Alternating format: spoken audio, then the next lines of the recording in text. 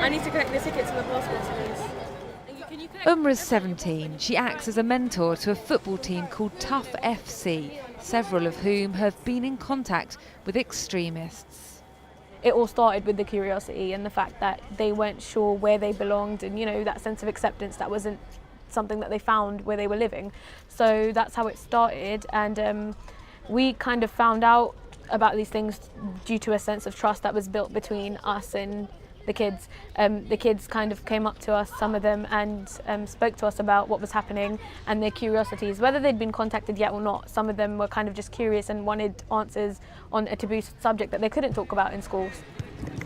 But for many, the lure of football has proved stronger than the lure of travel to Syria. When they're recruiting young people and when they're talking to young people, they make it look like a family, kind of what we're doing as a counteract. So it's kind of, you're welcome here, using the words such as sister and, all these things to kind of make it seem like a family gang in a sense. It's like trying to say that we're uniting against the West or whatever you want to call it. But at the same time, I don't see it as a gang, because I see it as a group of people that have strong, extreme ideologies that kind of change the way Islam's being portrayed in the world. These kids are crazy about football, and football is a form of radicalisation. If you're a Chelsea fan, you'll be a die-hard Chelsea fan, and you won't look at the person next to you being Jewish or Christian or Hindu or Muslim. All you know, that's your Chelsea fan, and you're going to be bonding with them. So what tends to happen is when you basically have a child that's going on the throes of going to Syria, what we've experienced is that when we put football in front of them, or when we put their football club in front of them, they've had a hard decision of what to choose. They've realised, and we had a choice where we basically gave a choice to one of the kids that on the left-hand side you've got the gates of Heathrow Airport taking you to Turkey or taking you to Syria, or on the right-hand side you've got the gates of Stamford Bridge with Jose Mourinho holding his hand out. What do you want? She said, 10 seconds, I want Mourinho.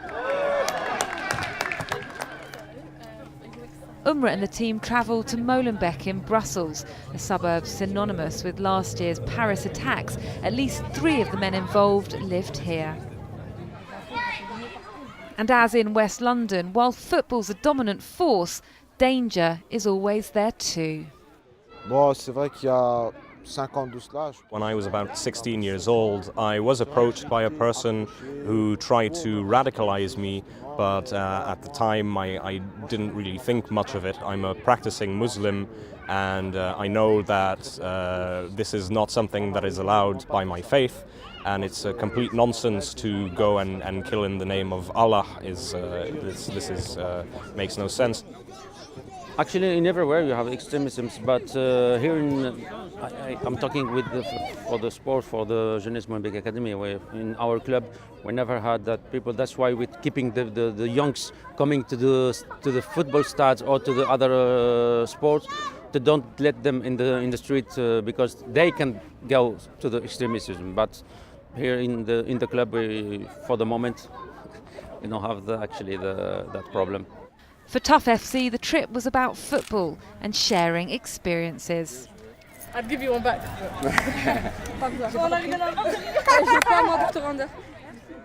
Do you like living here in Molenbeek? C'est comment la vie ici à Molenbeek? La vie ici à Molenbeek, c'est pas comme on l'a décrit, c'est beaucoup mieux qu'on l'a décrit, quoi. C'est une vie très très tranquille. Life isn't like they've described it in the press, actually. It's much nicer here than you think. We have a very calm, peaceful life.